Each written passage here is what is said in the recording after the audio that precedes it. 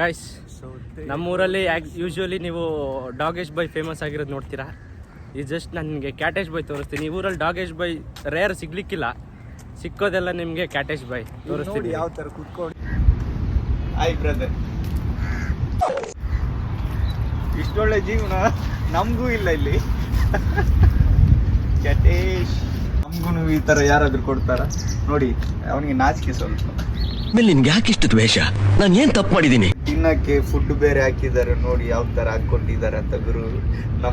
ನಮ್ಗೆ ಊಟಕ್ಕೂ ನಾವೇ ಕಷ್ಟ ಪಡ್ಬೇಕು. ಇವ್ನು ನೋಡಿ ನೆಮ್ಮದಿ ಜೀವನ ನೋಡಿ. ನಾವಿಲ್ಲಿ 1 ರಿಯಲ್ ಕೊಟ್ಟು ನೀರು ತೆಗಿಬೇಕು, ಅವ್ನಿಗೆ ನೋಡಿ ಫ್ರೀಯಾಗೆ ನೀರಿದೆ.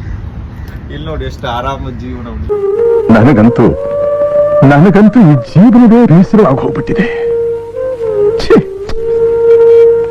ಮಚ್ಚ ಇಲ್ಲ ಎಂತದ ಬರ್ದಿದಾರಲ್ಲ, ಏನ್ ಮಚ್ಚ ಅರಬಿಕಲ್ಲಿ? ಏನಿದು ಏನೋ ಗೊತ್ತಾಗ್ತಿಲ್ಲಪ್ಪ, ಗೊತ್ತಿಲ್ಲ, ಅರ್ಥ ಆಗ್ತಿಲ್ಲ ನನಗೆ.